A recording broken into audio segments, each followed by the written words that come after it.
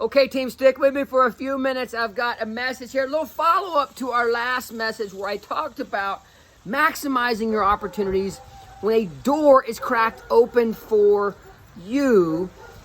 And I'm going to dive a little deeper in this one. I had a lot of great private messages kicked out to me, and I had one specific message that really rang home to me where and I've gotten these before, where it's like, Coach, I let my son or my daughter, my kiddos, or I let the youth group that I work with, I let them watch that message. And this is a message where I know some of you adults have this figured out, but it's a great message for all of us. It's a great reminder for me sometimes. Again, my messages, I kick them out because I get my own little daily dose of being reminded of something, and it hits home to me and it feels good to me, so I want to share it with you. So, bam. You have an opportunity, you have a new job opportunity, or you're going to work for somebody. You are serving somebody with your skill set, or maybe you don't have a big skill set yet, and this is almost always the case.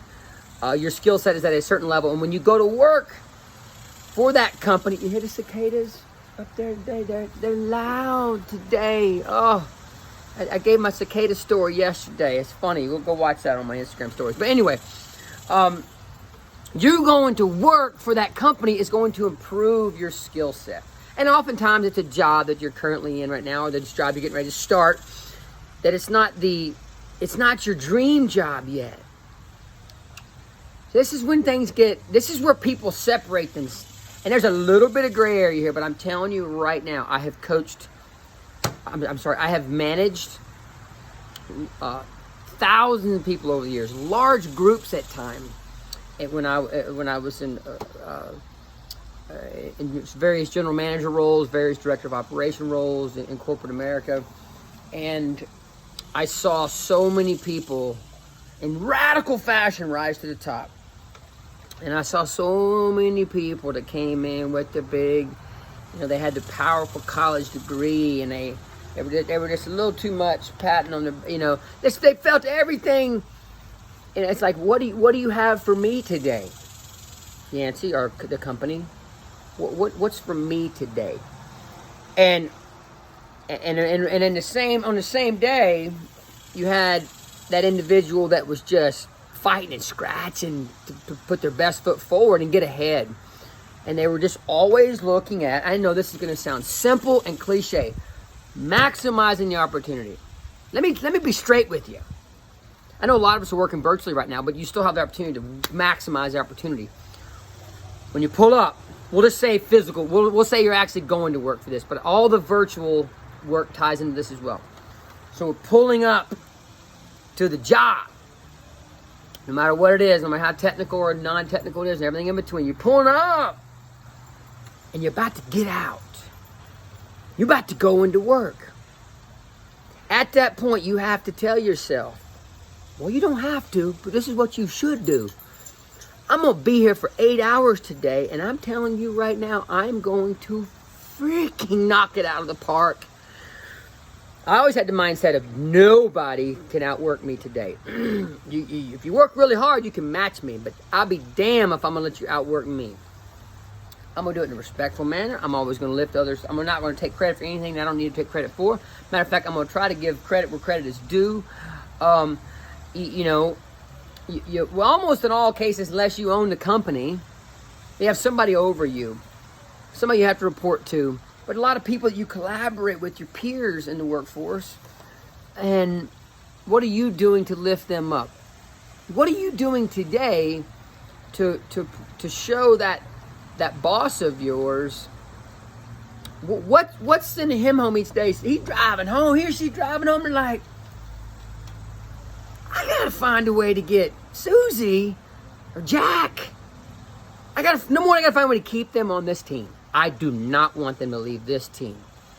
And two, I need them in a leadership role. I need them to be responsible for more. Ding, ding. What does that normally mean? More pay. I know to some of you pay is more important than others, but advancing your career, building your network, all the things that are important in life. So for your sons, your daughters, for you, it is about Here's the kindergarten way of looking at it. I am not going to let my feet hit the floor in the morning until I am ready to dominate the day. And many days of our life means working to earn a living. How you choose to do that is up to you. But when you make the decision, well, you're going to be there. You got to do the work. You got to get a certain amount. Why not do it with just great vigor and passion? I would like for anybody to give me a reason why. So often it's about, well, it's just not where I want to be. Or so-and-so. I don't like the process right now. I don't like the structure. I really wasn't given the right credit for this. Right? There's lots of complaining. There's always going to be shit going wrong. Light bulb moment. You are never going to work for a company where everything goes exactly how you think it should go. Even when you start your own company and you think you're going to run everything exactly how you want it to go, it's not going to always go that way. You're still going to be, if you are a negative, pessimistic person, I'm telling you right now, the obstacles will always be there. You ain't going to show me a situation where they're not going to be there. It's how you engage. And are you just going to say, well, I'll be damned, I'm just going to be happy today. I know there's a shit ton of obstacles. I'm going to be happy. We're going to freaking get over them as a team. And I'm going to be smiling the whole freaking time. On the dirtiest, worst day, I'm going to find a way to inject energy and lift the people around me in those situations. I'm telling you right now, that's infectious. And I don't care if you even have a half-ass boss. He or she's going to say, number one, a lot of that's on you. You know, many times they're not as bad as you think, but let's give it to them. Let's give it to them. Sometimes there are some pretty bad ones out there. But even then, and if you're not going to decide to quit today, I'm going to come to work tomorrow. If you know that's the case, don't sit around and harp on all the negatives. What are you doing to be a champion? To champion the situation, to make it better? What are you doing to shine light on this? Where somebody, not always, but in most cases, somebody's going to realize, dude, that person's a freaking rock star. We would be better if they stay here. We would be better if they advance. I mean, I know I'm kind of just painting some gray area situations, but it is very applicable. I've been around this block many times in the military and in a lot of years working and managing I've done it all, man.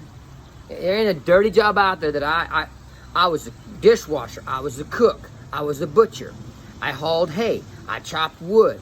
I worked cattle. I worked farm. I worked the ranch. And I've done it all. And then 20 years of management. And 4 years of being in the military. 20 years of managing large groups in the fitness world, but also in the workforce world. So I got a lot of experience. And along the way, because I was the way I was raised, mad props to mom and dad, I just refused to do it any other way. Then I'm not going to allow anything to dictate me having a bad day. To say, you know what's happening around me, I'm just going to have a bad day today. I'm just going to be in a piss poor attitude today, and I'm just going to barely get by. I'm going to do the minimum. No, never. You will not put me in a situation where you can steal my passion for living big, even when I'm stuck at work, and it may not be exactly what I want to be doing. That's still an 8-hour chunk of my time. You're not going to steal my joy. Maybe that sums it all up. Don't let anything steal your joy for living. And it's not always sunshine and rainbows and parties. That's only a small portion of our life. It's real easy to live and happy when we're at the freaking party. And when you get to sleep in the next day, that's about that much of your life. There's a lot of other grind. Enjoy those moments. Live big and live with joy in those moments. That's the message. And man, I'm almost at 10 minutes again. I wish I had more time. All right, this is round 2. Live, love, laugh, and serve big from Yancey's backyard with big focus on the serve, my friends. Be good. Let's have a great week.